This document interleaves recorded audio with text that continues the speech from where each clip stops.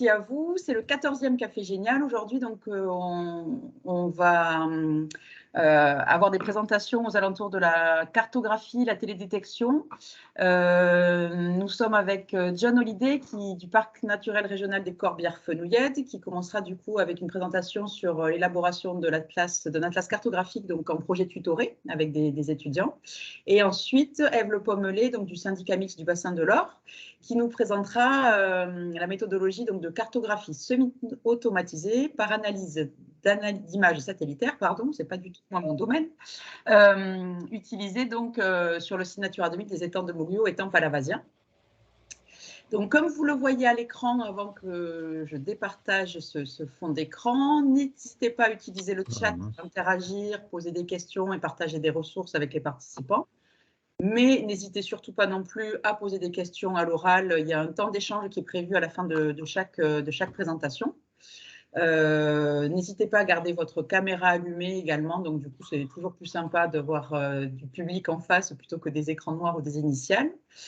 Et voilà pour l'instant. Bonjour à ceux qui viennent d'arriver. On va débuter donc en faisant un petit tour d'écran, si vous êtes d'accord, pour se présenter très rapidement, parce qu'on est un petit peu plus nombreux aujourd'hui. Alors, par ordre d'apparition à l'écran, je vais passer la parole à Cédric Roy. Si tu peux présenter rapidement, du coup, te présenter ta structure et pourquoi tu es là. Bonjour à tous, donc je suis Cédric, ouais, je travaille à l'ANA Seine-Ariège en tant que géomaticien. Ça fait pas longtemps que je suis là-bas, ça fait environ un mois. Et du coup, c'est l'occasion de rencontrer un peu tous les gens qui bossent sur le SIG en venant ici. Voilà. Parfait, merci. Ensuite, Elsa. Oui, bonjour, vous m'entendez? Très bien. Bonjour, donc moi je suis chargée de mission au sein d'une association en Nouvelle-Aquitaine qui est la CEPANLOM, mais je suis animatrice Natura 2000 d'un site qui est à cheval entre l'Occitanie et la Nouvelle-Aquitaine. C'est pour ça que j'ai la joie de profiter de vos cafés géniaux. Super. Ensuite, Fanchon. Ah, Fanchon, ça fait plaisir, ça fait longtemps.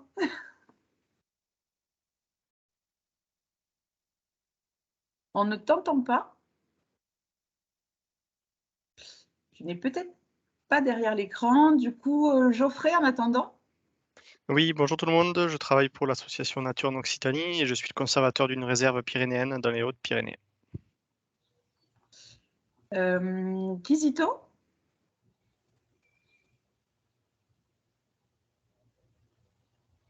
Non. Léonie. Oui, bonjour. Moi, je travaille au parc des Causes du Quercy en tant qu'animatrice Natura 2000 et je travaille aussi dans une réserve naturelle nationale d'intérêt géologique. Voilà. Merci Léonie. Marion. Oui, bonjour, Marion Boutin, Rural Concept à Dazéadoc. Donc, moi, je travaille sur de l'animation territoriale sur des sites Natura 2000 et aussi sur la réalisation de cartographie d'habitat. Donc, voilà, le sujet du Café Génial m'intéressait particulièrement aujourd'hui. Super. Dominique qui vient d'arriver, on te prend au vol. Bonjour à tous. J'ai même pas eu le temps d'installer mon micro, mais oui, c'est pas sympa, j'avoue ce que j'ai fait. J'aurais pu continuer un petit peu, mais tu n'es pas apparu dans la liste juste après, donc. Moi, ça m'intéressait parce qu'en fait, je suis les parcs naturels régionaux. Je suis à la région, et donc par rapport à toutes ces cartographies, voilà, la thématique m'intéressait. Je voulais voir la démarche des autres, des PNR en particulier de Corbières. Super. Sandrine. Oui, bonjour à tous. Donc, je suis Sandrine Navarre, je travaille au syndicat du bassin du Lèze et je suis animatrice Natura 2000 sur les étangs palavasiens depuis une année maintenant. Et en fait, nous avons en partenariat avec le SIMBO, nous avons donc mis en place la cartographie semi-automatisée sur les étangs palavasiens et l'étang de l'Or. Et donc, Ève va vous présenter justement son retour d'expérience, enfin notre retour d'expérience sur cette mise à jour de la cartographie, donc avec AICI. Super, merci Sandrine. Déborah.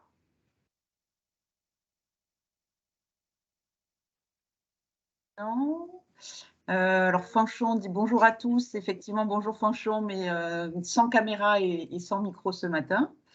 Donc n'hésite pas à intervenir dans le chat. Et Marion, non Marion, tu es intervenue. Il y a quelqu'un tout à l'heure qui n'était pas derrière. C'était Léonie, je me trompe. Non, moi c'est bon. C'est bon. C'était alors s'il y a Kizito quelqu'un peut-être? Oui, exact. Kizito Cendrier? Non. Mais je crois qu'il s'est connecté, déconnecté, donc il a peut-être un problème de connexion et j'ai l'impression que là, il n'est plus connecté du tout. Donc, Et ben, du coup, on va attaquer. Si des personnes ne se sont pas présentées, elles pourront éventuellement se présenter si, voilà, en posant des questions et en échangeant tout à l'heure après les présentations. Donc, je vous propose qu'on passe à la présentation de John Holliday. Du coup, je te laisserai te présenter à ce moment-là, Eve et John. Effectivement, je me suis dit que vous vous présenterez en début de votre présentation. Voilà, je te laisse partager ton écran.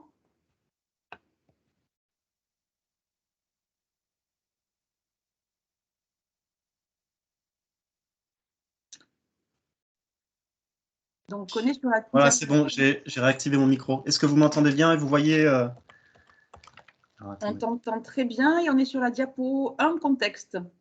Ouais, alors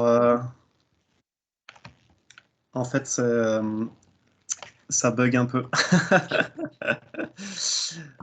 J'arrive pas à revenir sur la diapo, la première diapo. Alors attends, faut que je réessaye. Tac.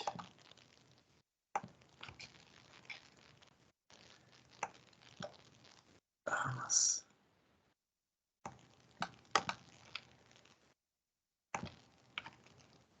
Ah voilà, ça marche. Ah mais j'ai l'impression que je peux pas changer. Tu veux que je partage peut-être, sinon? Et tu me diras de passer les diapos. C'est bon, ça marche. Ça a l'air de marcher. La beauté, il y a toujours des petits aléas techniques. Ouais, voilà, c'est ça, c'est ça. Ça marche à la préparation et puis une fois en direct, ça marche plus. Donc bonjour à tous. Donc John Holliday, je travaille. Je me permets, on voit pas ton écran. Ouais. Oui. Ah, d'accord. Alors bon, ben ça marche pas. Donc.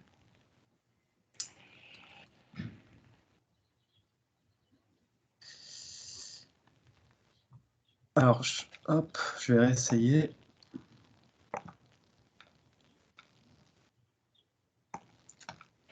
Là, vous voyez mon écran? On voit ton écran, mais il faudrait que tu le mettes en mode diapo. Ouais, je vais le mettre en mode diapo. Je sais pas pourquoi, ça a l'air de ramer. Hop. Là, vous voyez en écran normal? Parfait. Ok, bon, ben, je vais essayer de commencer, puis j'espère que ça va bien fonctionner. Donc, je disais, donc, je m'appelle John Holliday, je travaille pour le Parc naturel régional Corbière-Fenouillèdes et aujourd'hui, je vais vous présenter une cartographie de la vallée de l'Orbieu, qui est un site Natura 2000 qui est animé par le PNR. Donc, moi, je suis animateur de ce site Natura 2000. Et donc, c'est un projet cartographique qui a été fait en projet tutoré, donc avec des étudiants de l'université Paul Sabatier à Toulouse. Donc, il y a un master 2, aménagement des territoires et télédétection. Et donc, l'idée aujourd'hui, c'était de vous présenter un petit peu un retour d'expérience avec les différentes étapes clés de ce projet que j'ai pu identifier.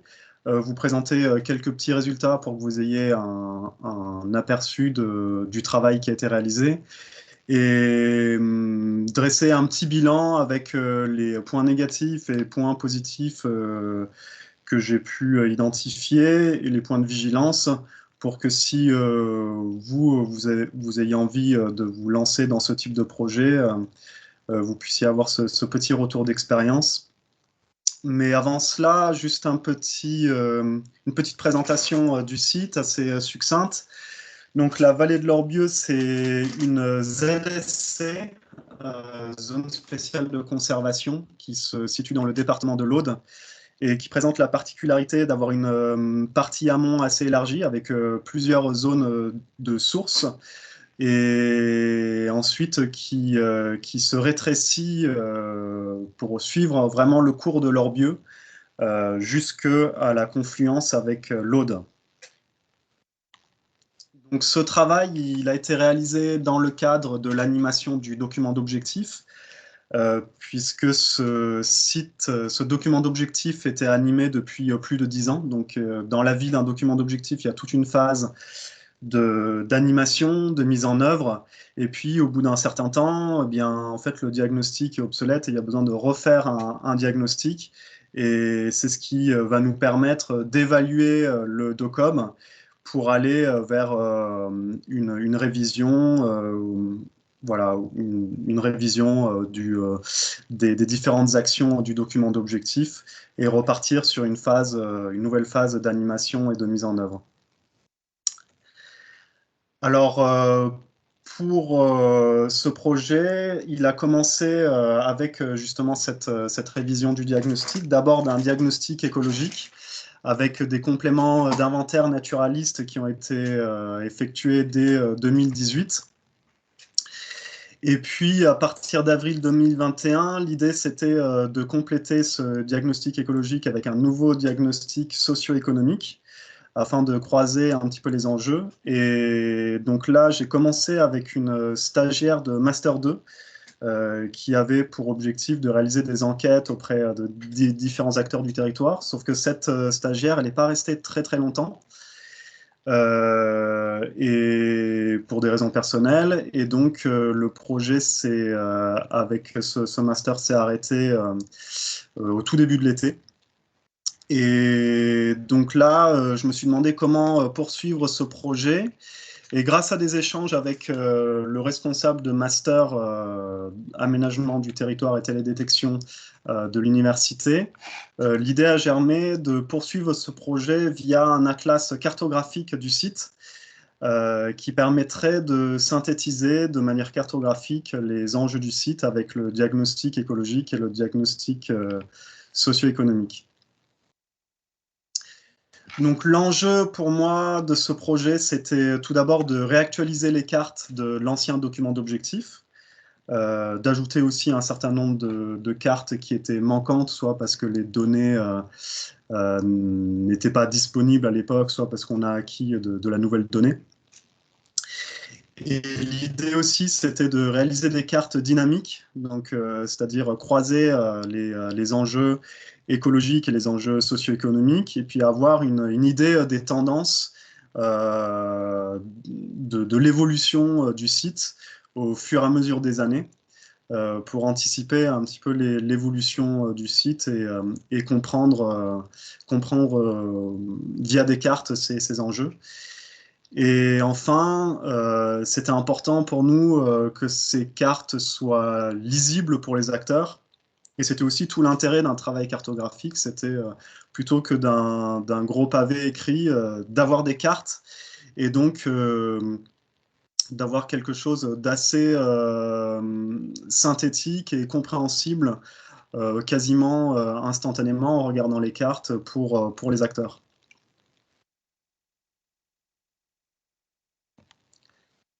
Voilà, ça rame, donc j'arrive pas à changer de diapo.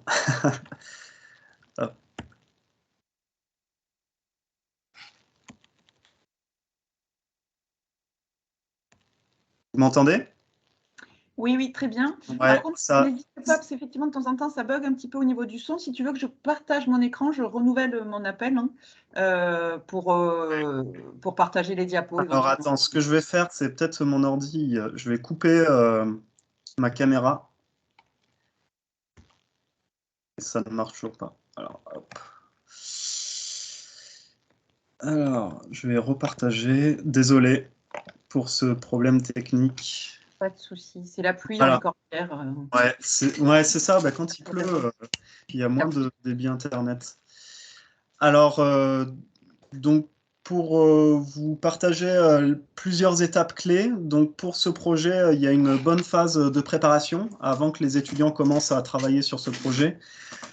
Donc, travail de préparation que je vais détailler tout à l'heure, mais qui comprend voilà, la récolte de données, l'identification des différentes informations qu'on peut avoir, avant de prendre contact avec l'université et de préparer le projet, et notamment une semaine d'immersion, donc dès la rentrée des élèves en Master 2, où les élèves vont venir sur le terrain et sur site pendant une semaine pour vraiment s'imprégner du territoire.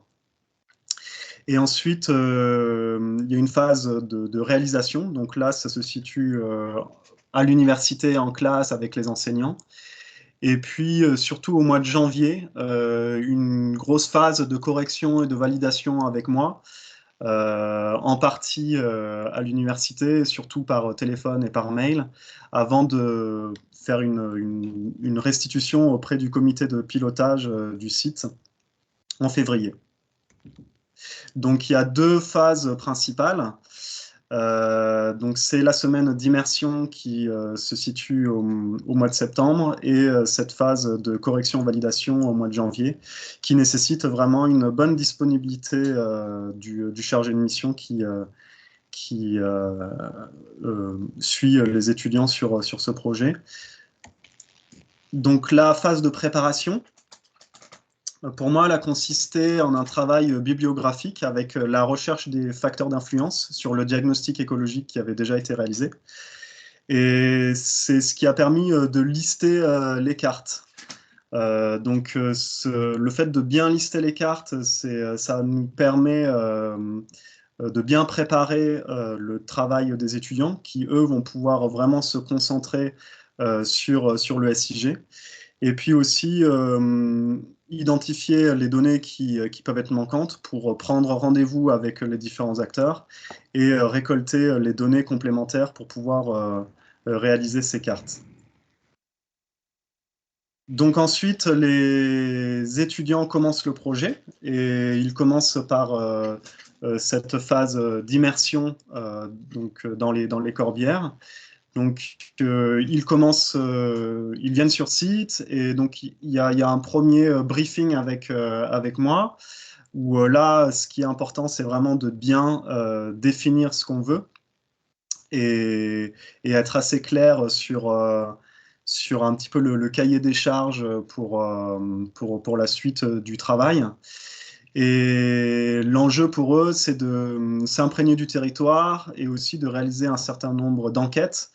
Donc là, j'avais prévu des échanges avec un éleveur, des entretiens avec différents acteurs du site, des syndicats de rivière, associations, élus, et puis une phase terrain, où là, ils peuvent aussi compléter des données.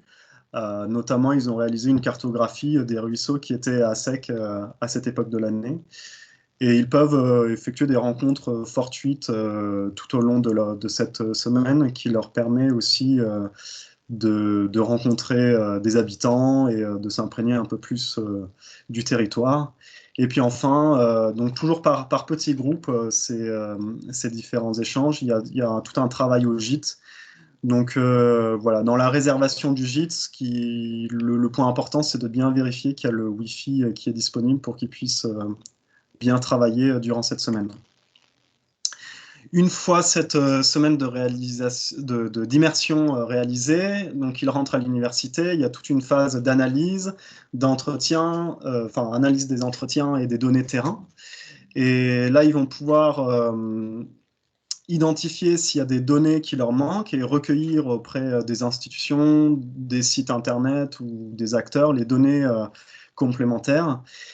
Et ensuite, une grosse phase de production, où moi, je n'avais pas forcément de charte graphique, donc ils ont établi une charte graphique, réalisé les différentes cartes demandées, et puis également des notices à ces cartes, des notices qui permettent d'expliquer ou d'aller un peu plus loin les cartes qui ont été réalisées. Donc, ces cartes réalisées sous SIG, le logiciel QGIS.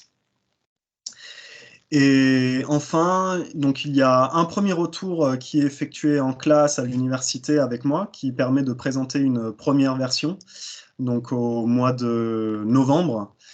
Et puis, toute une partie d'aller-retour avec moi pour corriger et valider les différentes cartes.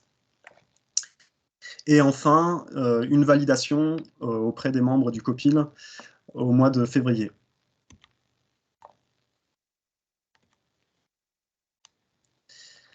Alors, hop, ça bug, donc je recommence mon partage d'écran.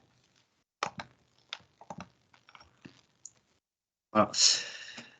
Alors, les thématiques abordées sont assez classiques pour un document d'objectifs. Donc, on a à la fois les habitats, les espèces, les zonages, une partie administrative, le milieu physique, le milieu humain, les activités humaines et les aménagements.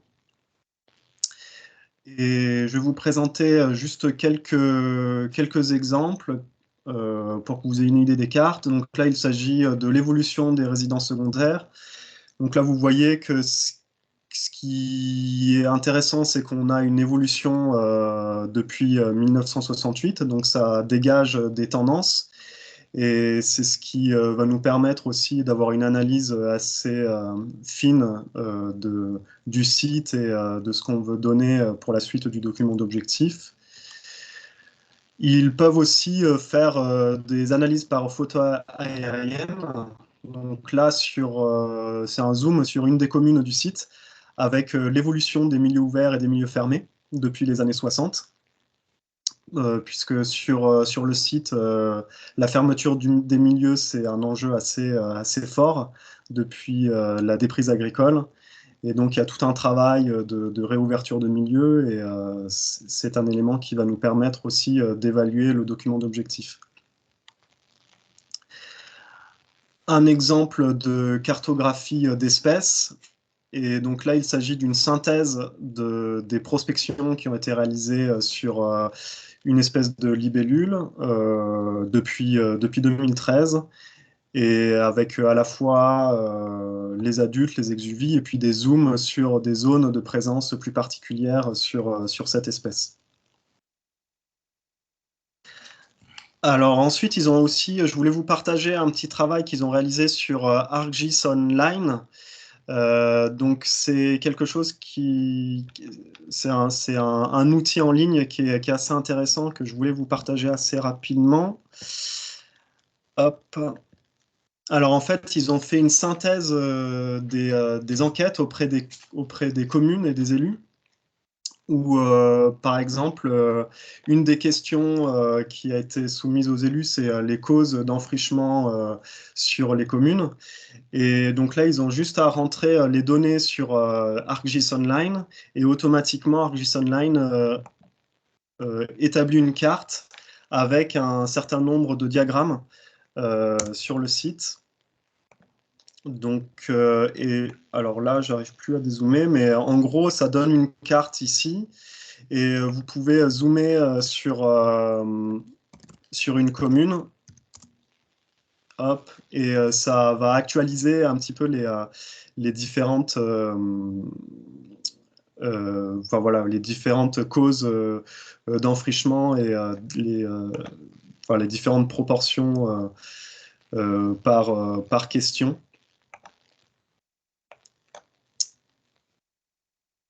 Voilà. Là, j'ai changé, je ne sais pas si vous voyez aussi la nouvelle carte sur ArcGIS Online, ou s'il faut que je repartage. Non, c'est bon. C'est bon.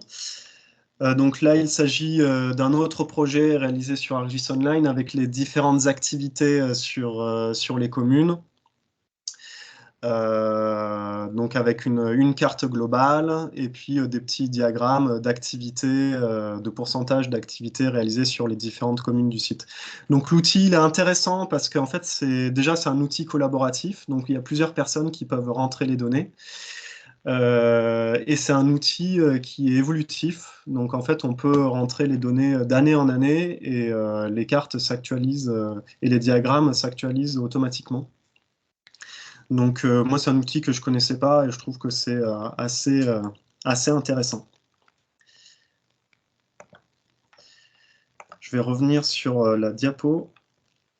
Hop.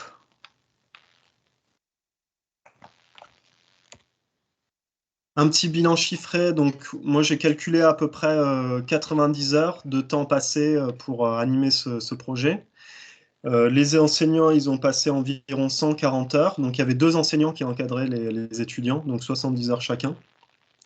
11 entretiens ont été réalisés pendant la semaine d'immersion, 5 acteurs rencontrés, 5 jours de terrain, et ce qui aboutit à 73 cartes pour environ 652 € de coût, et qui comprend uniquement en fait les frais de déplacement.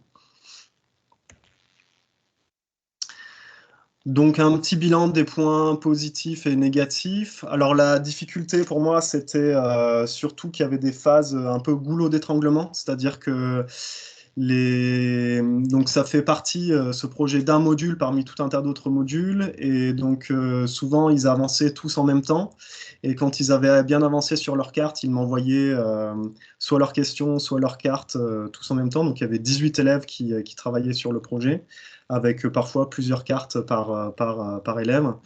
Et donc, c'était assez difficile d'être réactif et de pouvoir leur envoyer des corrections rapidement. Il peut y avoir des difficultés de coordination, puisque chaque élève va un petit peu travailler par petits groupes ou individuellement. Et alors que parfois, sur certaines cartes, il y a des liens à faire entre les différentes cartes. Et là, c'était pas forcément évident de coordonner toutes les cartes entre elles. Et puis enfin, il y a quand même beaucoup d'allers-retours à prévoir par mail, par téléphone, avec les étudiants. Bon, c'est un point négatif, mais pour moi, c'était quand même intéressant, puisque du coup, je trouve qu'en tant que chargé de mission, je reste acteur du projet. Et donc, c'est un projet que je peux ajuster au fur et à mesure de l'avancée des étudiants, et voilà, actualiser un petit peu les différentes cartes, et ajuster éventuellement le projet. Et j'ai trouvé qu'il y avait une quantité, une qualité de travail assez impressionnante, et ça a été aussi reconnu par les différents acteurs du site. Et puis voilà, ce qui est aussi chouette, c'est que c'est une aventure humaine, et c'est intéressant de pouvoir voilà, transmettre et partager un projet avec des étudiants de master. Donc si vous voulez vous lancer dans ce type de projet, il y a quelques petits points de vigilance à avoir. Donc comme je vous disais au début, la phase de préparation est quand même essentielle, pour que les étudiants, comme en fait c'est un projet qui est assez court, quoi, c'est sur 5 mois, donc l'idée c'est que les étudiants se concentrent vraiment sur l'analyse des données et le travail en SIG. Donc il faut prévoir l'idéal, ce serait de prévoir un petit cahier des charges, vraiment lister les cartes qu'on a envie de réaliser, et anticiper les rendez-vous avec les différents acteurs, et récolter en amont le maximum de données possibles. Un autre point de vigilance à avoir, c'est d'avoir une première version le plus en amont possible, puisque la première version, elle n'est pas forcément parfaite, et donc il y a quand même pas mal d'allers-retours à avoir avec les différents étudiants avant d'aboutir à une carte qui au final est très satisfaisante, mais la première version est pas forcément toujours très très bonne. Donc l'idéal, c'est vraiment d'avoir cette version, cette V1, le plus en amont possible.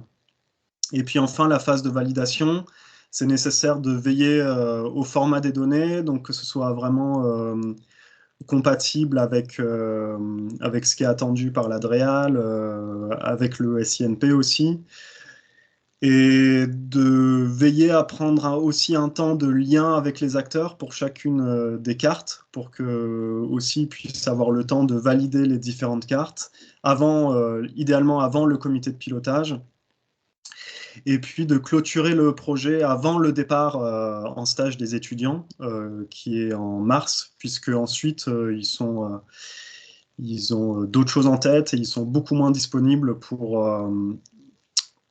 échanger et poursuivre le projet.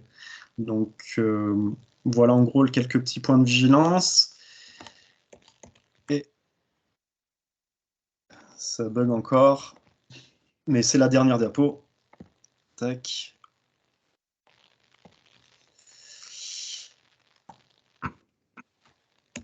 Voilà, donc juste mes coordonnées. Donc si vous avez envie d'avoir plus d'informations ou d'échanger sur ce projet un peu plus en détail, je vous laisse mes coordonnées, les coordonnées des enseignants du master, Patrick Mordelet et Valérie Le Dantec, qui cherchent encore un projet tutoré pour la rentrée 2022 du mois de septembre. Donc si vous êtes intéressé, vous pouvez les contacter directement. Et puis voilà, ils cherchent aussi des projets tous les ans. Donc c'est une possibilité si vous avez envie de réactualiser ou de faire des cartes sur vos sites Natura 2000 ou autres. Voilà.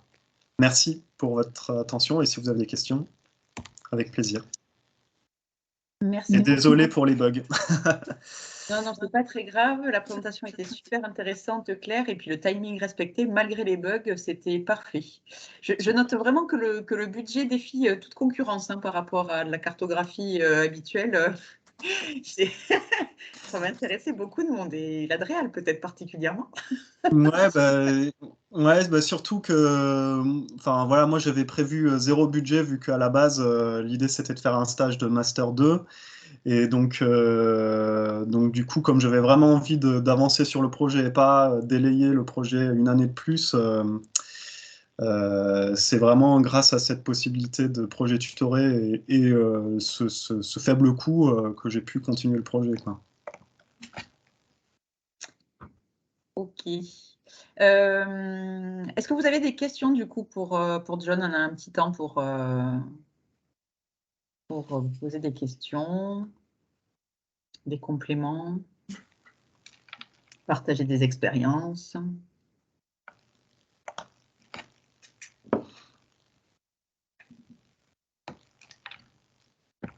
Personne. C'était vraiment ultra clair. Tout le monde est en train d'essayer déjà d'appeler en fait le maître de conférence pour la chaîne. En fait, il n'a pas le temps de poser des questions pour être sûr de pouvoir. Et moi j'en ai une petite question. Du coup, c'est des choses qui étaient déjà faites ou c'est la première année ou en fait chaque année ils bossent sur différentes cartographies, pas forcément Natura 2000, j'imagine.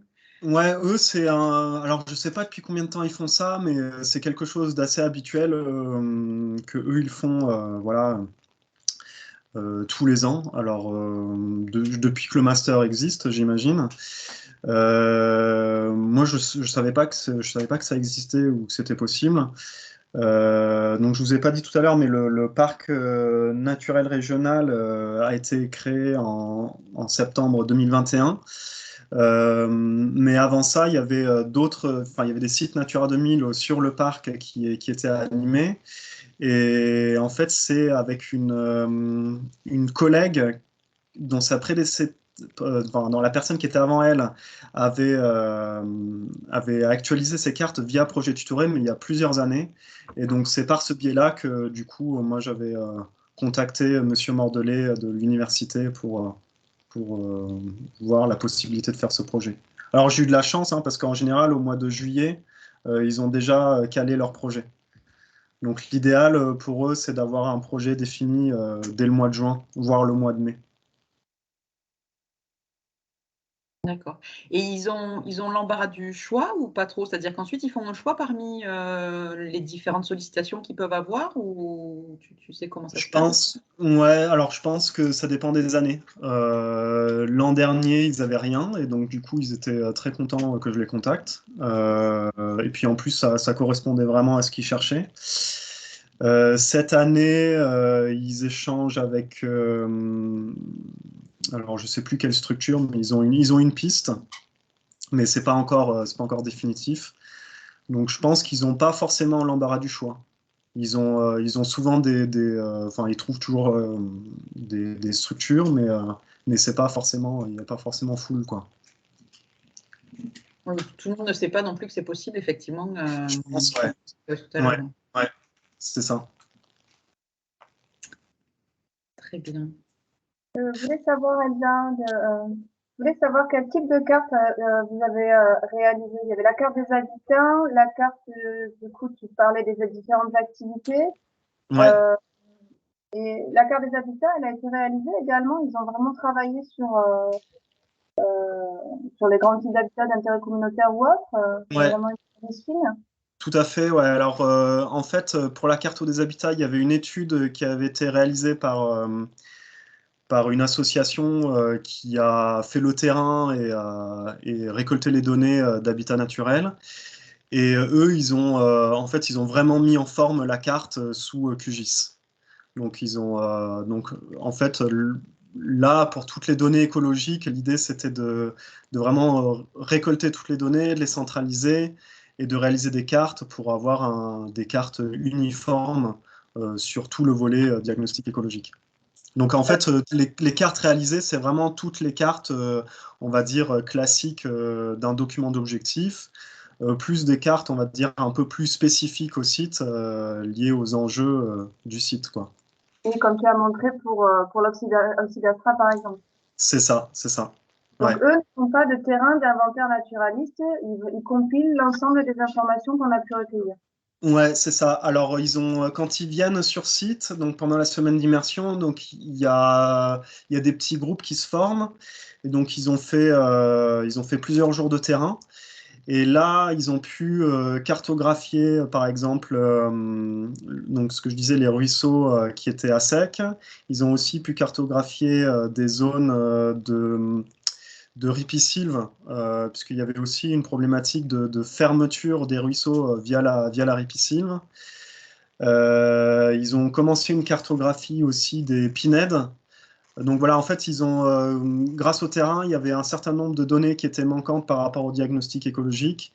Et en fonction du temps en fait, qu'il leur est imparti, puisque c'est assez court, quoi, 5 jours de terrain, ils ont pu recueillir des données. Alors, ils ne sont pas naturalistes, hein, mais du coup, ils peuvent quand même récupérer des données directement sur le terrain.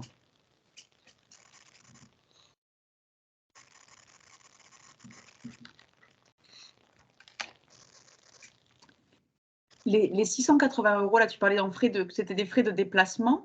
Parce Ouais. que l'université a un budget pour ce projet, tout ce qui est hébergement, etc., c'est pris en charge par l'université? C'est ça, c'est ça, c'est ça. Donc l'université prend en charge, c'est ça, les frais d'hébergement et puis voilà, c'est ça. Et puis l'encadrement des étudiants. Donc voilà, ils font.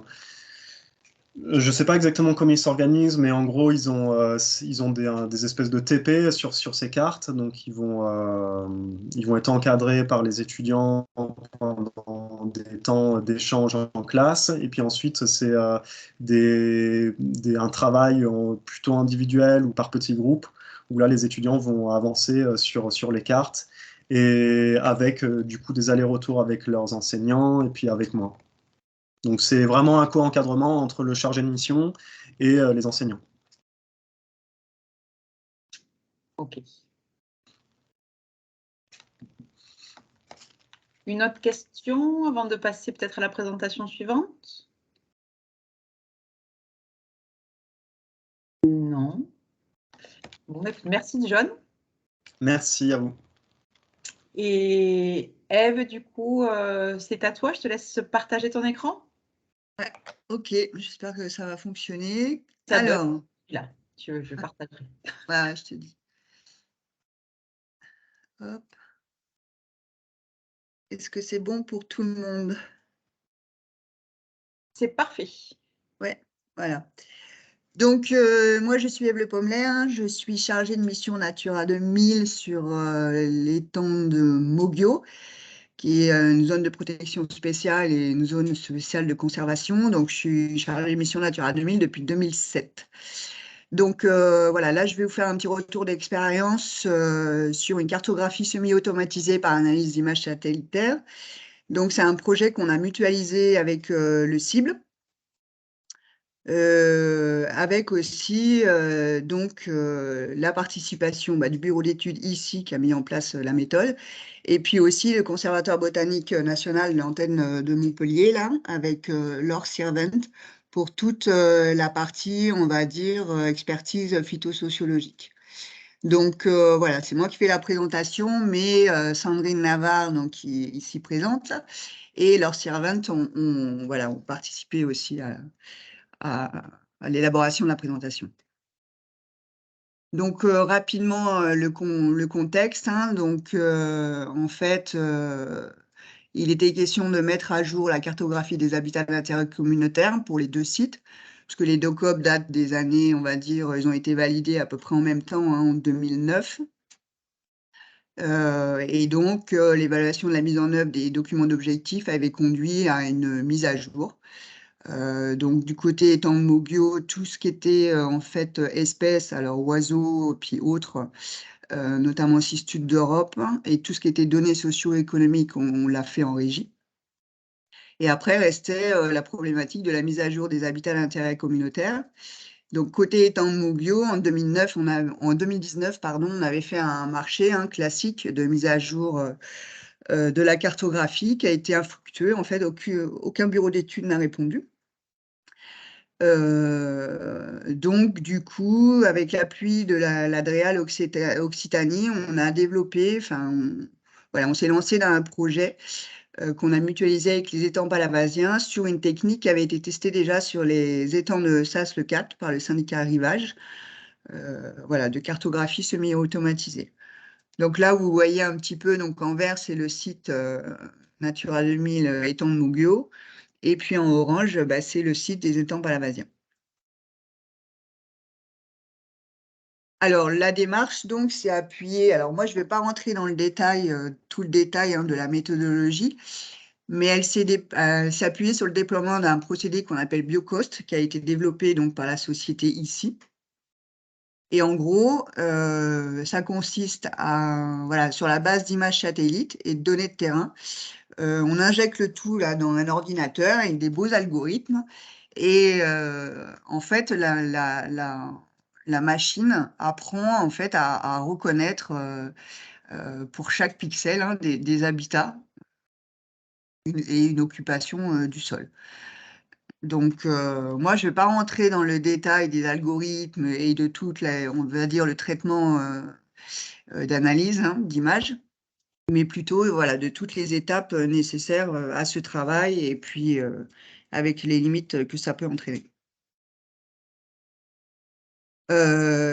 Donc, un des premiers points qui est important, c'est d'acquérir les images satellites. Alors ici, on a travaillé à partir d'images Pléiades, qui sont une résolution de 50 cm.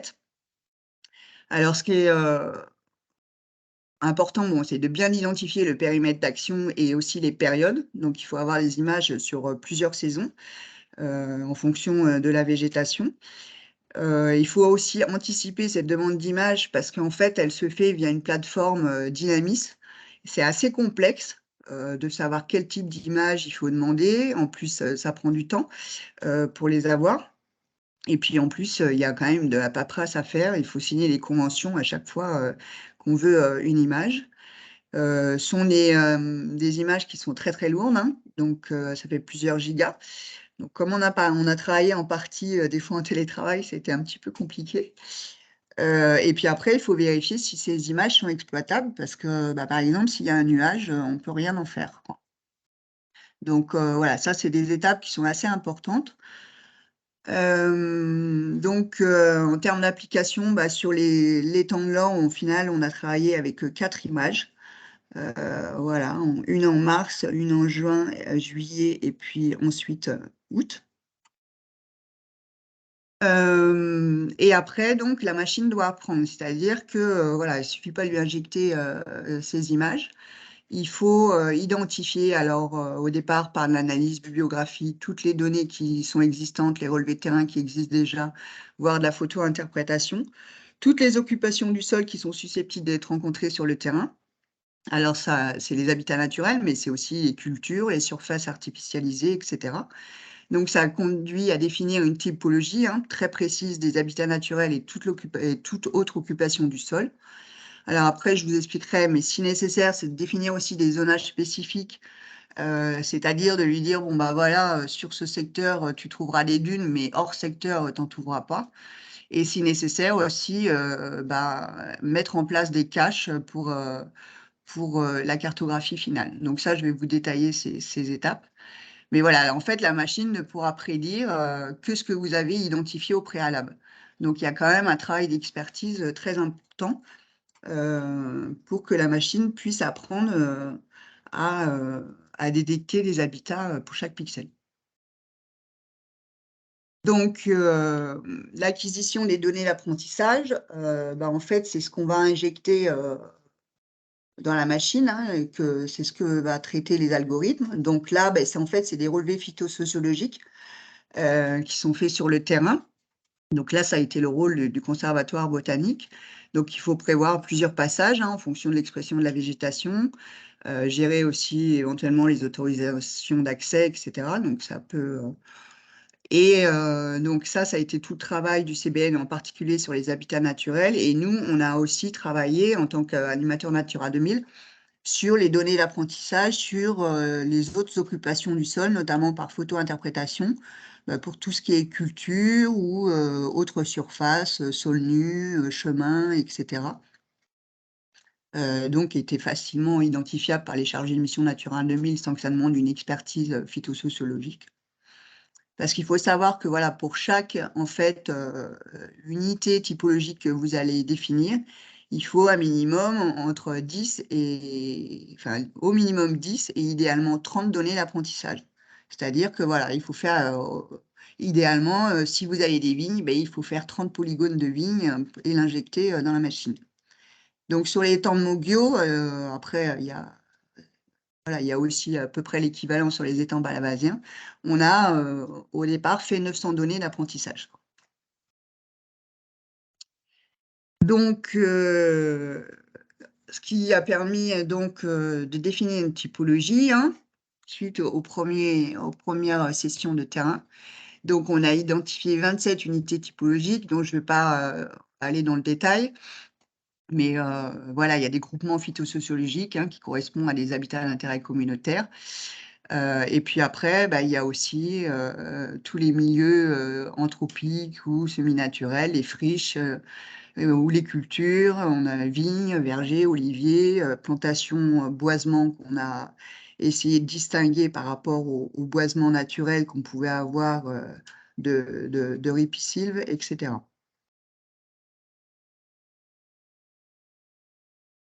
Après aussi, pour essayer d'améliorer les prédictions, on a défini des zonages spécifiques. Donc, par exemple, sur les temps de l'or, on a dit à la machine, bon, voilà, tu ne peux trouver des milieux dunaires que sur les surfaces en jaune, là, sur le polygone jaune.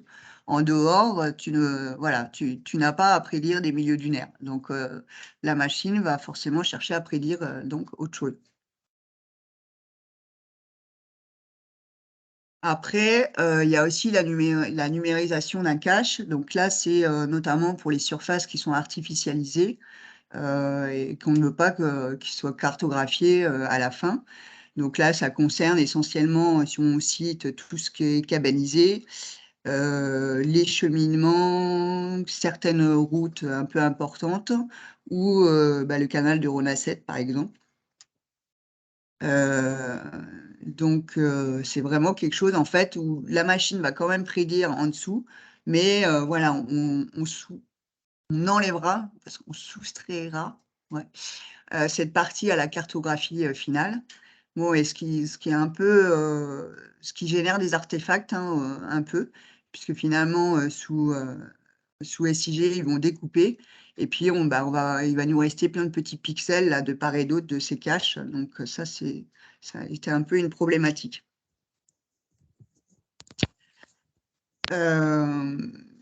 Donc, en fait, c'est vraiment un processus itératif de prédiction. Donc, on a une V1 en fait qui est faite à partir des données existantes, tout ce qui est analyse biblio, etc. Tout relevé terrain qui existe déjà. Et puis après, on passe à une V2 et une V3 en intégrant les corrections automatiques dont je viens de vous parler. Donc, les données d'apprentissage, les premières, et puis aussi éventuellement des complémentaires. Les ajustements, alors ça, j'en ai pas parlé, mais ajustement des surfaces minimales des entités, c'est-à-dire que pour chaque unité typologique, que ce soit les roselières ou les présalés, on lui a dit, bah, tu prédis, voilà, si seulement ça fait telle surface, quoi. Si on a 1 mètre carré de roseau, bah, tu ne dis pas que c'est une roselière. Après, donc avec aussi application du zonage spécifique, donc là, l'exemple sur l'étang de l'Or, c'était le zonage milieu dunaire, avec application du cache et aussi quelques règles de correction automatique parce que, par exemple, bon, on n'a pas d'images satellites hivernales, ce qui fait que c'était essentiellement des images d'été où certaines bords de lagunes se sont asséchés et donc ils nous mettaient du sol nu un peu partout, alors qu'en fait, bon, bah, c'était plutôt du milieu lagunaire temporaire, quoi. Donc là, on peut lui dire, bah, voilà, tout ce que tu as prédit en sol nu qui vraiment touche la lagune, tu nous le rattaches à la lagune. Voilà, et on obtient une V3 et sur laquelle on fait encore des corrections manuelles pour avoir vraiment une version finale. Donc, les corrections manuelles, nous, dans notre cas, on les a fait par photo-interprétation, par dire d'experts. Donc, sur l'étang de Moguio, on a fait à peu près 1300 données de correction. Et voilà, idéalement, en fait, il faudrait aller vérifier sur le terrain hein, pour faire ces corrections manuelles. Ce que nous, on n'a pas pu faire, puisqu'on n'avait plus le temps de le faire. Donc ça, c'est vraiment quelque chose aussi à anticiper. Et après, il y a aussi bon, les cas d'incrustation de la cartographie manuelle, de cas complexes, parce qu'en fait, voilà, la machine ne peut pas en fait prédire des habitats, certains habitats qui peuvent être très complexes, comme enfin, ce que nous, on appelait les mares temporaires méditerranéennes. Maintenant, ça s'appelle plus comme ça, mais voilà, certains habitats très, très localisés, éventuellement en mosaïque avec d'autres. Donc, voilà, si on les a repérés sur le terrain, on les cartographie manuellement et on l'incruste à la cartographie, parce qu'il ne sait pas faire, quoi. Je sais pas, j'espère que je suis claire, hein, vous me poserez les questions après, parce que je ne vous vois pas, alors. Voilà, donc en termes de résultats, ça donne à peu près ça. Donc après, si vous voulez voir de plus près, j'ai ouvert le QGIS, donc je pourrais vous montrer. Donc certains habitats sont quand même très bien prédits, hein, comme tout ce qui est boisement humide. Donc là, c'est en vert foncé sur la carte.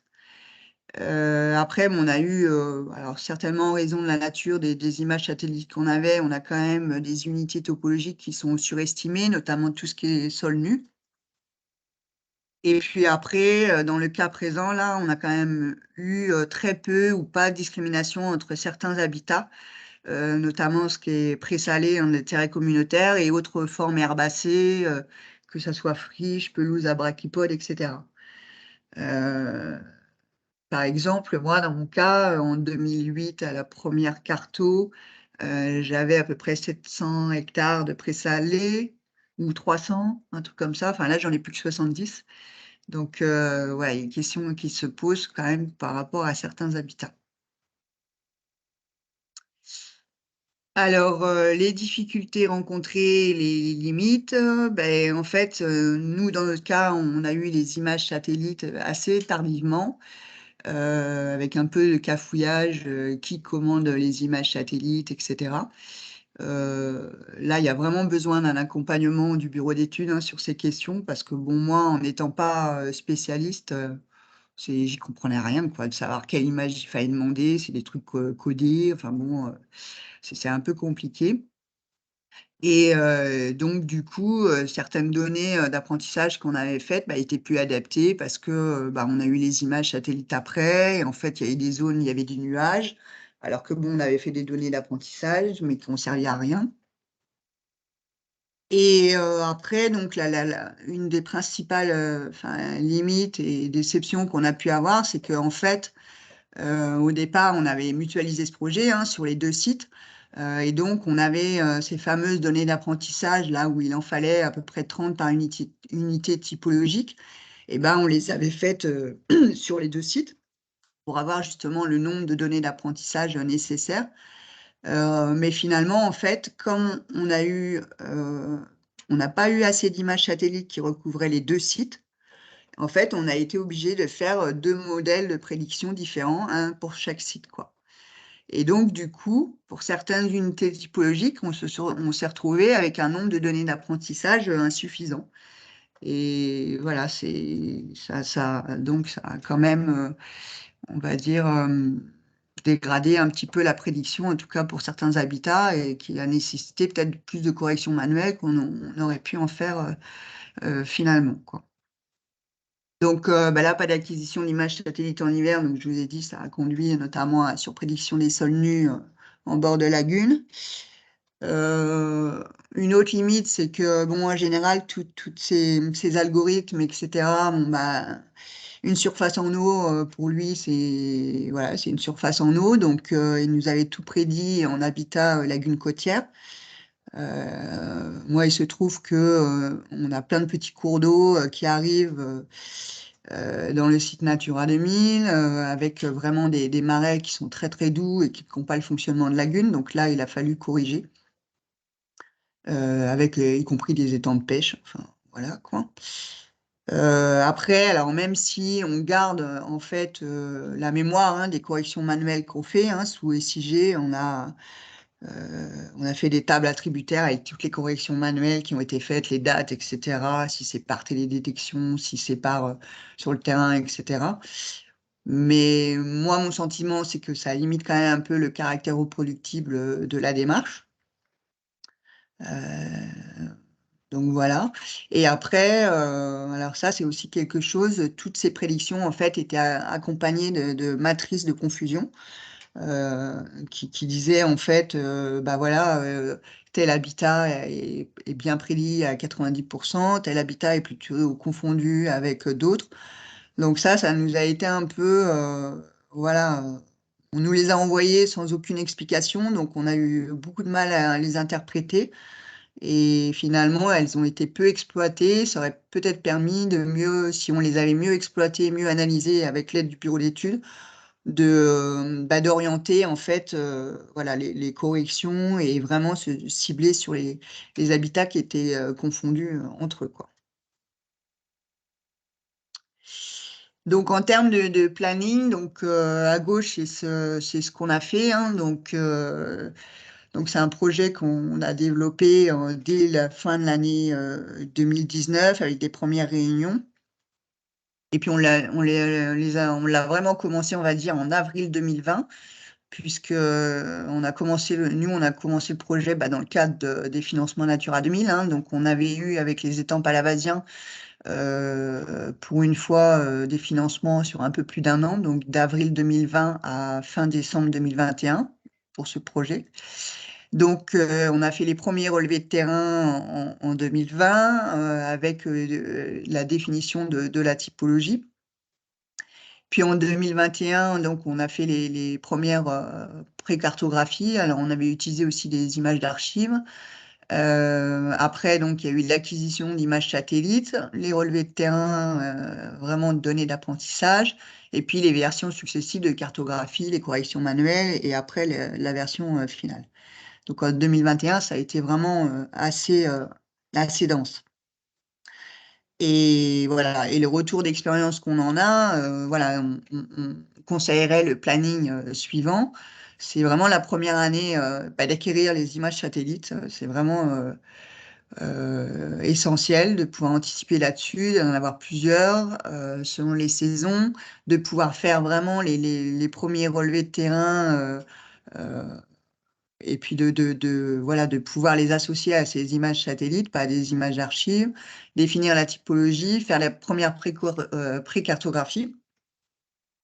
Et après, l'année N+1, refaire les relevés de terrain pour multiplier les données d'apprentissage, faire les versions successives de cartographie.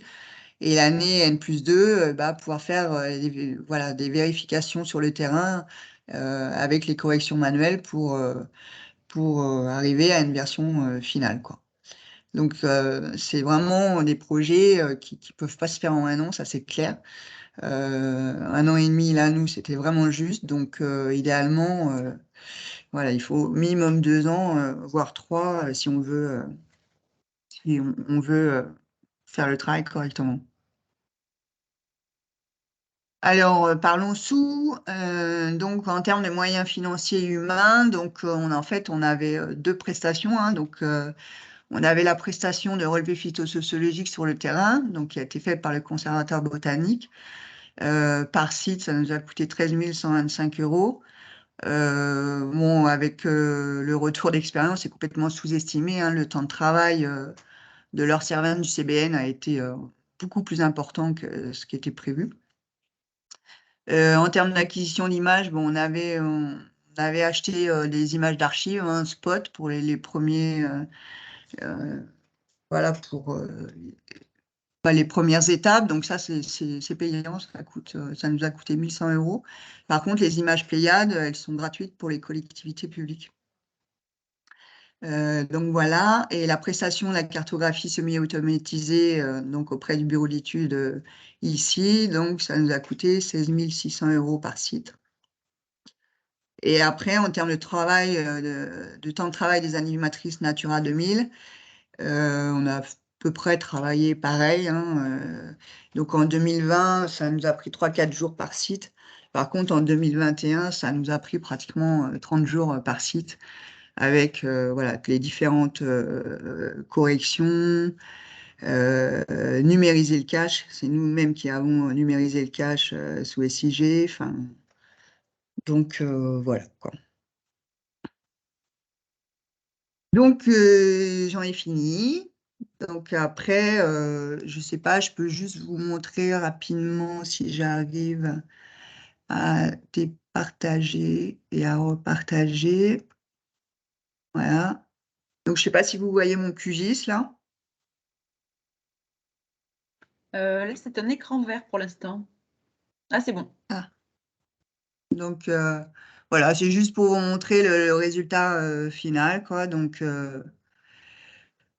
avec la lagune, les différentes, voilà, là vous avez, bon là c'est que les habitats d'intérêt communautaire, hein, mais on peut effectivement faire aussi toute la cartographie de toute l'occupation du sol. Mais bon, voilà, quand on regarde de près, après, voilà, ça fait quand même des petites taches un petit peu partout. Et en termes d'opérationnalité derrière, c'est pas forcément évident, quoi.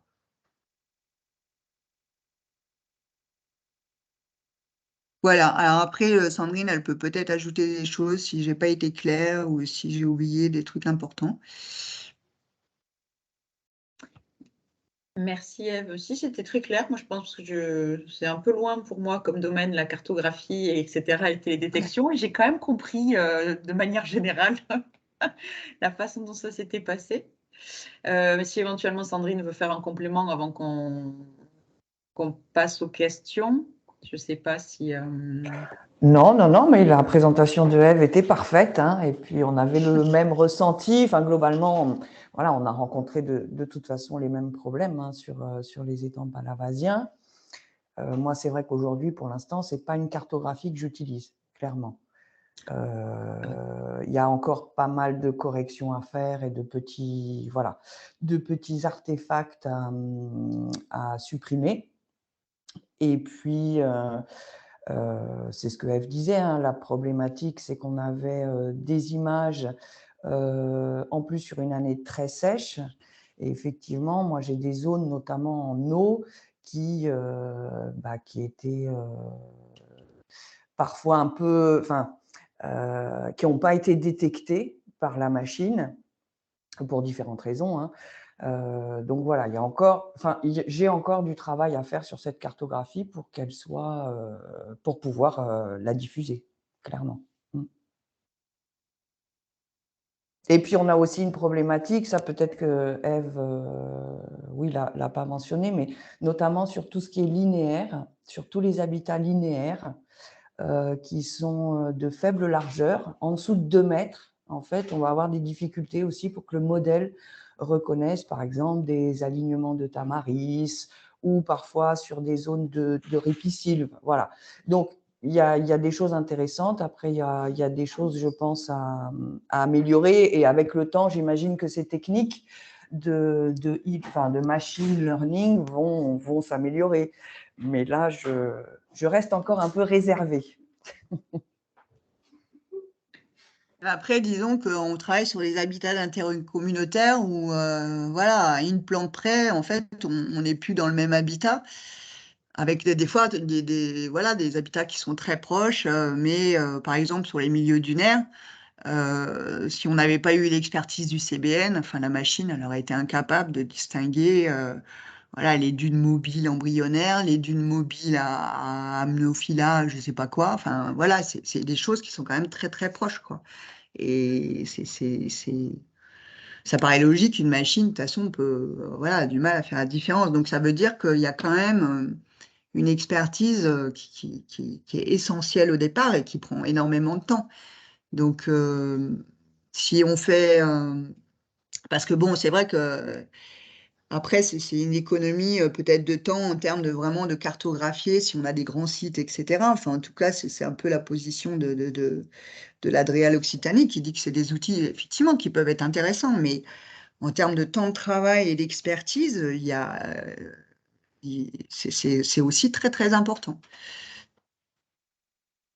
Oui, donc si je peux me permettre, au final, effectivement, il y a quand même un coût qui est plus intéressant par rapport à du terrain et des cartographies habituelles que l'on peut faire en étant que sur le terrain. Mais si au final, c'est pour y passer beaucoup de temps derrière pour effectivement revérifier sur le terrain et c'est pas forcément sur ce type de cartographie d'habitat d'intérêt communautaire sur des... Parce que c'est une ZSC, hein, c'est pas une ZPS, hein, c'est une ZSC. Ouais, c'est les deux, moi, c'est les deux. C'est les deux, oui. Ouais, c'est une ZSC.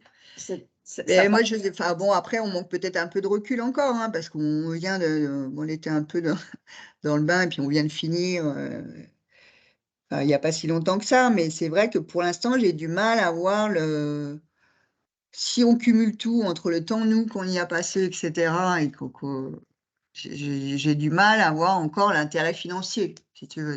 Pour moi, tu vois, aller sur le terrain, faire tellement d'expertise, bah, pourquoi pas faire la carto, carrément, quoi. Tu vois ce que je veux dire? Après, on est des petits sites, parce que, enfin, bon, moi, ça fait 7000 hectares. Voilà, on n'est pas un site 30 000 hectares, ça, c'est clair. Ce que j'allais demander, parce qu'on n'a pas l'impression que par rapport à la cartographie classique, enfin normale que l'on réalise sur nos sites Natura 2000, que ce soit, on n'a pas l'impression que vous soyez vraiment satisfait du résultat par rapport au temps passé, et peut-être que hiérarchiser un petit peu la cartographie, puisque là il y a quand même 7000 hectares, mais en méthode classique, ça a l'air plus cohérent en fait. Enfin, ouais, enfin, moi, c'est vrai que sur des sites comme ça, finalement, qui sont pas si grands que ça, je me pose encore la question. Parce que moi, ce qui me gêne beaucoup, enfin, ce qui m'embête aussi, c'est que, bon, dans la carto de 2008, on avait des erreurs. On avait des prés salés qui étaient confondus avec des prairies humides à hautes herbes, enfin, des choses comme ça. Mais bon, à la limite, l'erreur est humaine, et puis bon, entre ces deux habitats. Mais là, la machine, elle va faire des erreurs qui sont flagrantes, quoi, où elle va prédire du présalé alors que c'est un jardin d'une cabane. Et ça enlève voilà, la crédibilité à la carte, quoi. Et moi, c'est ça qui me gêne, je pense, le plus. Et je me dis, voilà, il faut peut-être aussi instaurer pour la diffusion, d'instaurer des règles et déjà de définir une échelle au-delà de laquelle il faut pas afficher cette carto, quoi. Qu'elle reste quand même une cartographie globale et puis que voilà, les gens s'amusent pas à aller zoomer sur des secteurs très localisés où là, on n'est pas à l'abri d'erreurs, quoi. Mais après, ça peut... Si ça prenait moins de temps, j'ai envie de dire, ça pourrait dégrossir le travail d'une cartographie classique et se dire, bon, ben, on va aller vraiment cibler ce secteur où ça a l'air plus compliqué ou des choses comme ça. Mais bon, ça prend tellement de temps.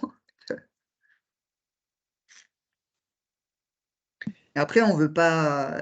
Il y a aussi, comment il s'appelle? à Sals-le-4, là, c'est Julien, ouais. Voilà, qui a travaillé dessus, qui avec les années passant, parce qu'il l'a fait plus tôt que nous, où il améliore le système, il a un peu amélioré, il est satisfait hein, sur certains points, quoi. Donc, on est peut-être particulièrement, enfin, critique, on ne veut pas être critique gratuitement, mais on est peut-être un peu plus critique sur nos sites. Ouais. Après, on sait bien qu'en termes de travail des habitats, même si l'erreur, comme tu disais, est humaine, bon, quand on doit faire un diagnostic à une espèce près, enfin, on retourne bien sur le terrain pour essayer de valider, voir si le milieu a évolué, s'il a été complètement modifié pour actualiser la notion d'habitat. Ça, on le fait dans tout le travail classique sur les sites Natura 2000. Parce que si les premiers habitats ont été réalisés la première cartographie dans les années 2000-2010, c'est sûr qu'en 2020, on a forcément une modification du terrain évidente. Ouais. Après, il y a un autre truc dont je n'ai pas parlé. Après, il y a plein de gens qui lèvent la main, donc je vais les laisser parler. Mais c'est qu'aussi, la machine, elle ne nous évalue pas l'état de conservation des habitats. Et donc, en fait, forcément, c'est le conservateur botanique qui l'a fait. Mais il l'a fait sur la base des relevés de terrain qui ont servi pour les données d'apprentissage. Et là, les données d'apprentissage, elle le fait sur des habitats qui sont plutôt en bon état, puisque bon, il faut que ça soit un peu représentatif de l'habitat. Et donc, du coup, il y a aussi un biais parce que elle va faire une évaluation après à l'échelle de l'habitat sur le site Natura 2000, mais en sachant qu'elle s'est basée sur des habitats qui étaient plutôt représentatifs, parce qu'il fallait faire de la donnée d'apprentissage là-dessus, quoi. Donc là aussi, on a un petit biais, quoi. John et ensuite Kathleen. Ouais, Eve, déjà, merci pour ta présentation, très claire. Nous, on va se lancer sur un projet assez similaire sur nos 4 ZPS, donc à l'échelle des 4 ZPS, mais là, du coup, sur des habitats d'espèces d'oiseaux. Donc avec une typologie liée aux habitats d'espèces plutôt. Et j'avais une question par rapport à la typologie. Donc une fois que tu as listé ta typologie, comment est-ce que ça se passe ensuite sur le terrain pour relever cette typologie? Est-ce que tu fais ton point sur le terrain et tu notes sur une carte, ou est-ce que tu as un logiciel particulier ou un tableur? Comment est-ce que ça se passe concrètement? C'est une bonne question. Je pense que, parce que c'est Laure qui les a fait, ça, pour le coup, et je pense qu'elle avait une tablette hein, et elle a fait des polygones et qui étaient tout de suite voilà, sous SIG, quoi. Tu vois, elle devait avoir une tablette, elle a fait un polygone et puis elle a rattaché ça à l'unité typologique. Oui, c'est ça. Oui, Hein, c'est c'est ça, ça. hein, Oui, oui, tout à fait, c'est ça, puisque moi j'étais allée avec Laure sur le terrain. Elle a Ouais. directement ses cartographies sur sa tablette. Elle délimite l'habitat et puis elle intègre ça directement à son SIG. Et pour les habitats complexes ou des habitats très ponctuels, c'est ce que disait Eve tout à l'heure, après elle les a réintégrés directement dans la cartographie finale. Par contre, pour les corrections manuelles, si tu veux, on n'a fait que des points. Tu vois, on n'a pas fait forcément des polygones, mais des fois, à la fin, en fait, il fallait que, tu vois, des fois, c'était même à l'échelle du pixel, on allait faire un point au milieu du pixel en lui disant, ça, c'est telle unité typologique, quoi. Mais ouais, elle dessinait directement les polygones. Ok, d'accord. Donc du coup, en matériel, il faut quand même prévoir une tablette avec QGIS dessus et pour pouvoir faire ces polygones directement sur le terrain, quoi. Je pense que c'est mieux quand même. Parce qu'en plus, tu vois, il faut quand même pas mal de données d'apprentissage. Donc, parce qu'après, si tu peux faire sur papier et le refaire après au bureau, mais enfin bon. Ouais. Ok, d'accord, merci. Et est-ce que QField, l'application QField, pourrait être utilisée ou pas dans ce travail-là? Hein? Je ne sais pas si vous m'entendez bien. Est-ce que l'application QField, qui est Je sur connais téléphone, ouais. Ouais, c'est une application sur Ouais. téléphone, je crois que c'est ça. Ouais. Et QField, après, ça s'appelle? Ah ouais, transvaser directement les données sous QGIS, mais du coup, pour éviter d'avoir QGIS, parce que c'est quand même un logiciel qui est lourd, je sais pas si. Ouais, je ça t'avoue peut être une que, solution. je t'avoue que je connais pas, quoi. Ok. J'ai déjà appris à me servir de QGIS, voilà. J'étais plutôt sur ArcGIS et maintenant je suis une pro de QGIS. D'accord. Ouais. Voilà. L'application QField, il faut que tu prépares tes polygones de toute façon sur QGIS. D'accord. Donc, l'idée, c'est peut-être de faire d'abord une pré-interprétation avec les photos aériennes sur QGIS et ensuite tu prépares ta matrice avec les différents champs. Et quand tu l'importes sur QField, effectivement, tu peux rentrer tes données et essayer avec la reconnaissance, la typologie des habitats. D'accord. Et je me demande si QField, tu dois pouvoir l'installer sur une tablette également. Hein. Je crois que ça doit. Oui. Oui, mais c'est juste que c'est peut-être moins lourd. Je me disais que le logiciel QGIS, qui est souvent le logiciel lourd, est peut-être pas. Enfin, je pense que de toute façon, sur le terrain, l'idée, c'est que tu aies ta couche de polygone avec la couche satellite, et éventuellement le scanlan 5 pour te retrouver si tu as un territoire qui est assez grand. Mais je pense que sur une tablette, ça ne va pas être très très lourd à mettre en place. Okay. Nous, on a réalisé ça sur un territoire. Moi, j'ai un territoire de cours d'eau, donc très linéaire. Et je fais un pré-travail de photo-interprétation sur QGIS. Et ensuite, je vais sur le terrain. Alors moi, je fais un peu la version papier parce que je gridouille, je mets un maximum d'informations. Et ça me permet de ressaisir ensuite une fois revenu au bureau. En Nouvelle-Aquitaine, nous, on a aussi il nous est fourni sur le site Natura 2000 un kit carto par l'Adréal. Je ne sais pas si vous avez ça en Occitanie, qui permet ensuite d'avoir une saisie en fonction des. En fait, l'ensemble des habitats sont. Enfin, il y a une base de données qui est reliée à QGIS avec l'ensemble des habitants. Et ce qui permet finalement après de faire une saisie des différents habitats directement quand on renseigne les polygones, ce qui évite de retaper tous les habitats. Votre kit carto, vous n'avez pas avec l'Adréal Occitanie? Je sais pas. Ça pourrait être intéressant celui-là, parce que c'est vrai que nous, ça a été réalisé en lien avec le CNSA et ça nous permet donc de mieux travailler toutes les cartographies sur le site Natura 2000.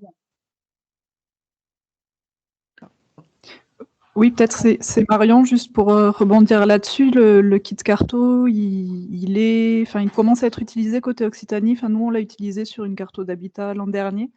Et je pense que d'ailleurs, il vient directement de celui côté Nouvelle-Aquitaine, qui est en train d'être transposé, je pense. D'accord. Ouais. Pardon, Marion, tu avais eu l'information comment du coup nous, c'était du coup, on a fait la cartographie dans le cadre d'une prestation du coup sur un site Natura 2000 et c'était en fait entre l'animateur du site et le CBN en fait, voilà, qui proposait l'utilisation de ce kit carto. D'accord. Ok. Moi, j'avais juste une question parce que j'ai pas entendu le début de ta présentation parce que j'avais plus d'internet.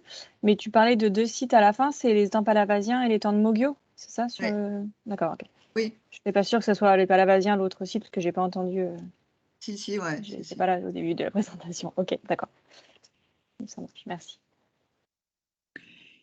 Et du coup, John, là, tu disais, vous allez lancer avec la même méthodologie, en fait, ici aussi, enfin, ici, ou je ne sais pas comment on dit, c'est eux qui ont développé cette méthodologie, hein, tu disais, Eve. Oui. Et John, du coup, vous allez lancer la même chose sur vos 4 ZPS. Ouais, alors ce sera quelque chose d'assez similaire. Enfin, en tout cas, on va s'inspirer de ça. On a les financements pour lancer cette étude pour les 3 prochaines années dans le cadre de l'animation des sites Natura 2000. Par contre, on n'a pas encore sélectionné de prestataire, donc il faut qu'on établisse un cahier des charges pour le mois de juin et du coup commencer le travail, je pense, au mois de septembre. D'accord. Et enfin, d'après ce que tu disais, Eve, hein, et d'après un petit peu les propos, on a l'impression que c'est peut-être effectivement plus pertinent à utiliser sur des grands volumes d'habitat assez diversifiés, donc notamment peut-être sur des ZPS avec quand même moins de précision sur les habitats d'espèces que sur les habitats d'intérêt communautaire par rapport aux espèces phytosociaux, etc. Ou ça dépend plutôt des aires biogéographiques avec des habitats très différents les uns des autres, et pas, parce que là, sur des micro-habitats, effectivement, ça semble assez compliqué. Moi, c'est mon sentiment, hein. Après, c'est mon sentiment. Même, tu vois, par exemple, parce que moi, j'avais assisté justement, c'était Nathalie Lamonde qui m'avait demandé d'assister à la réunion sur justement des animateurs de ZPS voilà, qui envisageaient d'utiliser cette méthode. Et ils se posaient la question de est-ce que, tu vois, ça pouvait différencier des roselières avec des structures différentes, puisqu'on sait que, tu vois, pour certains oiseaux, il faut tel type de roselière et tel type de... Et pour moi, c'est impossible, quoi. Enfin, pratiquement, quoi. Enfin, ça me paraît difficile que la machine se dise, oh, bah là, j'ai la roselière avec des tiges qui font, tu vois, 2 cm de diamètre ou une autre avec... Donc, tu vois, après, ça dépend de la précision que tu veux, quoi. Et ouais.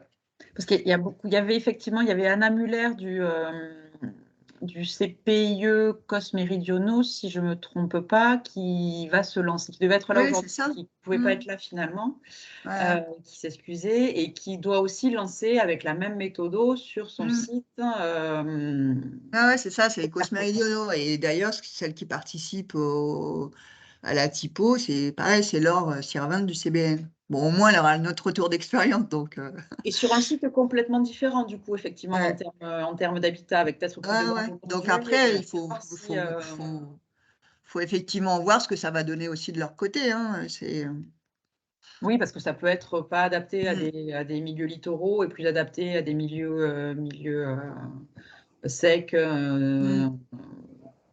Puis après, c'est toujours pareil, tout dépend de ce qu'on veut faire de la carto, quoi, à quoi elle va servir. Si tu veux, là, tu vois, en termes d'opérationnalité, en tant que pour gérer derrière, moi, tu vois, j'ai pas, tu vois, moi, à la limite, je me dis une cartographie moins précise où on me dit, bon, là, tu as du présalé qui est en mauvais état, là, tu as du présalé qui est en bon état, plutôt que, tu vois, des confitis de partout, tu vois, ça aide pas à prioriser, tu vois, l'action en termes de gestion derrière, quoi. Et puis Sandrine a le même retour que toi. Sandrine, tu disais que tu ne l'utilisais pas aujourd'hui dans l'état actuel des choses. Donc au final, même si le budget il est peut-être plus petit que pour d'autres styles de carto, mais si au final c'est pour laisser les cartos dans le tiroir, c'est pas forcément pertinent. Oui, non, c'est vrai. C'est-à-dire qu'on va devoir refaire des corrections manuelles à nouveau, en fait, sur certaines zones. Et je pense, et c'est ce que j'avais conseillé à Anna, en fait, je pense alors, on n'avait pas le recul non plus, hein, on s'est lancé dans cette méthode enfin, moi, je ne connaissais pas du tout les méthodologies, les machine learning, moi, c'est un petit peu étranger, ça m'est étranger, je ne maîtrise pas du tout. Par contre, je pense qu'on aurait dû, et avec le bureau d'études, on aurait dû leur demander vraiment, pour le coup, un travail préparatoire avant cartographie et par exemple, de supprimer toutes les zones qu'on ne voulait pas cartographier. C'est ce que j'ai dit d'ailleurs en retour et c'est ce que j'ai conseillé à Anna. C'est que voilà, toutes les zones, au lieu de nous de faire un cache qui en plus était pas forcément très précis, où on se retrouve aujourd'hui avec pas mal d'artefacts, hein, plein de petits pixels quand on a enlevé le cache sur notre cartographie. Voilà, on aurait dû peut-être avoir un travail préparatoire plus approfondi avec le bureau d'études qui nous enlève toutes les zones qu'on ne voulait pas cartographier, toutes les zones de culture, par exemple, parce que là, on s'est acharné à faire des données d'apprentissage sur des vignes, sur des prairies, enfin, sur des choses où, en fait, on a perdu du temps. Pareil pour des zones urbanisées, des chemins ou des choses comme ça. Je pense que le bureau d'études, voilà, aurait pu faire ce travail préparatoire et on se serait concentré, du coup, nous, uniquement sur les zones qu'on voulait cartographier au sens habitat naturel et habitat d'intérêt communautaire. Après, peut-être que comme nous, on est sur des milieux humides où effectivement tout est imbriqué, tout est en mosaïque, enfin plus ou moins, on est quand même avec beaucoup d'habitats complexes. Et peut-être qu'effectivement, là, c'est aussi la limite de l'exercice. Sur des plus grandes zones, avec des plus grandes superficies, où les habitats sont un peu plus homogènes, et ben peut-être que ça fonctionnera beaucoup mieux. Ça, c'est... Mais c'est vrai que voilà, ça, en tous les cas, moi de mon côté, ça, je vais encore devoir y travailler. Donc, je vais encore y passer du temps. Alors, effectivement, financièrement, est-ce que sur 40 000 hectares, oui, j'imagine que ça vaut le coup. Après, sur nos sites à nous, peut-être pas. Voilà, c'est. Mais bon, c'est vrai que moi, j'avais longuement discuté avec Anna et puis Laure à ce retour d'expérience aussi. Et je pense que sur les COS méridionaux, la cartographie sera peut-être bien meilleure et plus satisfaisante. Oui, ce serait intéressant d'avoir ce retour, oui. effectivement. Oui. John? Oui, je rejoins en fait ce qui vient d'être dit. Nous, à l'intérieur des terres et pour des habitats d'espèces d'oiseaux, on est sur des choses beaucoup moins précises, puisqu'en fait, on est surtout sur des problématiques liées à soit de fermeture de milieu. Donc, on va surtout voir des typologies liées au boisement, à la strate arbustive, à la strate herbacée. Donc, on n'est pas du tout à l'échelle phytosociologique. Et donc, c'est une typologie moins fine et c'est juste le recoupement en fait d'un ensemble de typologies qui va nous permettre d'identifier des habitats d'espèces d'oiseaux. Donc voilà, j'ai l'espoir que ça marche plutôt bien et d'autant qu'on est sur 4 sites Natura 2000, donc il doit y avoir plus de 60 000 hectares, donc aussi une échelle moins fine. Donc je pense que ça dépend vraiment une part de l'échelle, des espèces, des habitats qu'on veut identifier, et puis aussi du secteur géographique. Je pense que à l'intérieur des terres, il y a des problématiques différentes par rapport au littoral et notamment les roselières où là il y a tout un tas de qualité de la roselière qui va être difficile à analyser par image photosatellite, quoi. Donc voilà. Ah ouais, non, mais c'est sûr que là, je pense que ça pourrait mieux fonctionner. C'est-à-dire, quand tu parles effectivement la fermeture du milieu, tu vois, les boisements ou les formations arbustives, ça, il sait faire, quoi. Donc, effectivement, tu vois, ça peut être intéressant, surtout si c'est après sur des grandes surfaces, ça, c'est clair. Mais du coup, John, on te réinvitera avec Anna dans un futur dans quelques années pour faire un retour sur votre utilisation de la méthode. Avec plaisir. Cédric? Oui, moi, Eve, j'avais une question sur la résolution des images. Est-ce que vous en avez discuté avec le bureau d'études? Parce que là, du coup, tu disais que vous aviez pris des images Pléiades, là, à résolution de 50 cm, quoi, en gros. Et du coup, je connais pas l'algorithme et ce qu'ils ont utilisé, mais ça m'étonne pas trop qu'avec des images à une résolution de 50 cm, on puisse pas discriminer deux types de dunes, par exemple, quoi. Et est-ce que, du coup, ça, vous en avez discuté avec le bureau d'études et le CBN? Et est-ce que, avec des images un peu plus précises, avec une résolution plus précise, je sais pas moi, du drone ou autre chose comme ça, ça pourrait discriminer un peu mieux les choses? Bon, après, Sandrine, elle va m'aider à répondre, hein. Mais moi, Pas de souci. Dans mon souvenir, on n'a pas trop discuté dans le sens où, alors après, moi, j'y connais rien, mais que déjà 50 cm pour les images satellites, c'était hyper précis, quoi. Oui. Et donc, en fait, les images Pléiades, ça imposait de fait, quoi. Tu vois, c'était, si tu veux, leur méthodo, elle s'appuyait voilà, là-dessus, quoi. Tu vois, c'était pas. On n'a pas recruté un bureau d'études en disant, bon, ben voilà, quel type d'image on pourrait utiliser, tu vois, drone, etc. Non, là, c'était, tu vois, des images satellites, enfin, c'était ça, quoi.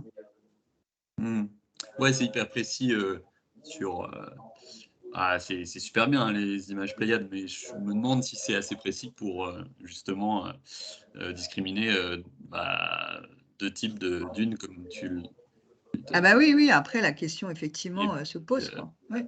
Et puis après, voilà, est-ce que, je sais pas moi, de l'infrarouge ou autre chose comme ça pourrait être bien aussi pour discriminer, avoir d'autres types d'images, quoi. Par exemple, Ouais. qui rentrent dans le modèle pour pouvoir mieux discriminer ces types-là, quoi. Là, Que- j'avoue que. Ok. Je sais Elsa? pas, Sandrine, tu veux compléter? Non, moi je maîtrise pas vraiment non plus, mais il me semble qu'on n'avait pas trop le choix et la méthodo, elle est basée sur les images Pléiades, hein. Et il me semble qu'en termes de précision, c'est un peu ce qu'on a de mieux aujourd'hui, gratuitement, parce qu'après, c'est toujours pareil, hein, ça a un coût. Et après, compléter avec, là j'avoue que compléter avec des images de drone, je ne sais pas comment ça aurait pu être intégré justement à cette méthode de cartographie semi-automatisée avec ces images satellites. Là, je maîtrise pas suffisamment pour voir si c'est possible, ne serait-ce que ça. Mais on n'avait pas le choix. Et effectivement, nous déjà, les cartographies, on les a demandées à 2 mètres, parce qu'à 50 cm, alors là, Ève vous a montré des zones où on voit c'est un petit peu pixelisé, mais à 50 cm, c'est encore pire, quoi. Donc, on a En fait, gardé. la résolution, ouais, c'est ça, la résolution, c'était 50 cm, mais après, ils nous ont fait une restitution à 2 mètres. À 2 Parce que mètres de 50 cm, précision. c'était ingérable, quoi. Déjà, Ouais. c'était hyper lourd. Le temps qu'on ouvre la carte, on avait le temps de prendre le petit déjeuner, le repas du midi, etc. Là, j'exagère, mais Oui, et oui. surtout, c'était très, voilà, c'était très pixelisé, etc. Enfin, typiquement, nous, les images Pléiades aujourd'hui, moi, j'ai jamais pu les ouvrir. Il faut en plus du matériel adapté parce que donc on a des images Pléiades, mais aujourd'hui qu'on peut pas utiliser. Bon, on n'a pas le matériel pour. Il y a un commentaire de Fanchon, du coup, juste Elsa, avant de te passer la parole, qui nous dit qu'il existe peut-être des images Sentinelle-2 maintenant, je ne sais pas si certains d'entre vous connaissent, à 20 cm de résolution et qui seraient gratuites pour les structures publiques. Mais bon, d'après ce que tu dis, Sandrine, ça n'aidera pas à ouvrir les cartes sur son ordinateur, effectivement, si on n'est pas équipé. Mais ça peut être intéressant dans certains cas, peut-être. Elsa, tu voulais intervenir ? En fait, j'avais une question. Je me demandais si les universités recherchaient des projets tutorés avec des futurs naturalistes et faire de la cartographie de terrain. Si vous aviez vent de ça, parce que ça pourrait être intéressant, voilà, pour les étudiants et également pour nos structures de pouvoir mettre en place cette cartographie sur le terrain, en fait. Enfin, une cartographie sur le terrain. Je pense qu'il doit y avoir des universités peut-être qui cherchent à faire du terrain un petit peu, enfin pas forcément à ma connaissance, hein, moi j'ai jamais eu effectivement affaire avec. Mais bon, de manière générale, c'est vrai que toutes les formations cherchent à faire aller un petit peu les étudiants sur le terrain pour tester, mais après c'est vrai que la cartographie des habitats c'est quand même très lourd, très long. Je ne sais pas si vous avez connaissance. Après, moi, je pourrais éventuellement poser la question à certains enseignants qui travaillent en université que je peux côtoyer. Mais... ouais, j'ai pas de réponse, moi, à cette question. Non, moi, j'ai pas connaissance, surtout qu'en plus, là, pour le coup, il faut une expertise botanique et phytosociologique importante, ne serait-ce que pour décliner la typologie. En plus, ils ne sont pas tous d'accord, hein. Oui, alors, en plus. Il y a aussi la problématique de l'interprétation voilà, des habitats d'intérêt communautaire où tous les experts ne sont pas d'accord. Donc, ça aussi, nous, par exemple, on avait des habitats qui étaient prioritaires, là, qui étaient les mares temporaires méditerranéennes. Et il paraît que depuis, voilà, c'est plus l'habitat machin truc, mais c'est l'habitat truc chouette. Enfin, voilà. Donc, il y a aussi des évolutions dans l'interprétation des habitats. Et je ne vous parle même pas de l'interprétation de l'habitat lagune, parce que là, ça prend aussi des proportions. Enfin, on rigole un petit peu, quoi. Donc, normalement, justement, le CEN prépare la typologie avant que nous, on puisse réaliser la cartographie sur le terrain. On a effectivement cette typologie sur laquelle s'appuyer. qui donne quand même une ligne qui a tout à fait raison, interprétable et interprétée. Et d'autant plus si on mélangeait avec les experts européens, ce serait encore, il faudrait refaire tous nos docos et toutes nos analyses. Mais avec une typologie, si elle a été réalisée en amont par le CFNSA, ça pourrait être intéressant. Je vais me renseigner également de mon côté, je vous dirai. Ouais, du coup, même si les botanistes, enfin les phytosociologues sont pas d'accord entre eux, alors qu'ils sont sur le terrain, sur le site, donc qui ont une résolution au centimètre près, quoi. C'est sûr que des images satellites, elles peuvent pas discriminer, quoi. C'est impossible, quoi. Ben ouais, il y a cette problématique-là Ouais, aussi, quoi.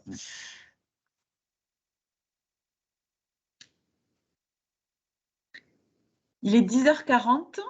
Je vous propose qu'on conclue, sauf s'il y a une dernière question éventuellement. Et on a fait un bon tour. Ensuite, de toute façon, on vous enverra, comme d'habitude, le lien avec un mail avec les présentations. Et puis, les coordonnées des intervenants et des personnes qui ont participé au café aujourd'hui, si vous voulez poursuivre les discussions sur ce sujet par la suite, un peu plus longuement. Moi, après, juste après, moi, s'il y en a qui ça intéresse, ici a fait un rapport sur sa prestation et le CBN, on a fait deux. On a fait un sur tout ce qui est cartographie et là finalise un deuxième sur la typologie. Donc moi, après, si ça vous intéresse, je peux vous les envoyer quand même. Ouais, moi je serais intéressé pour voir un peu leur méthode. Ouais, faut m'envoyer un petit mail et puis je les enverrai. Ça marche. Ok, alors juste la suite de la programmation, du coup, ce sera mercredi 25 mai sur, vu que c'est le mois de la fête de la nature, ce sera sur la sensibilisation à la biodiversité. On n'a pas encore recalé toutes les interventions, donc si vous avez une super expérience à partager sur ce sujet-là, n'hésitez pas à vous manifester. Et sinon, merci Eve, merci John et merci à tous les participants du café de ce matin. Et je vous souhaite donc une excellente fin de journée. Merci beaucoup. Merci, au revoir. Merci, au revoir. Merci, Bonne au revoir. journée. Merci, au revoir. Bonne journée.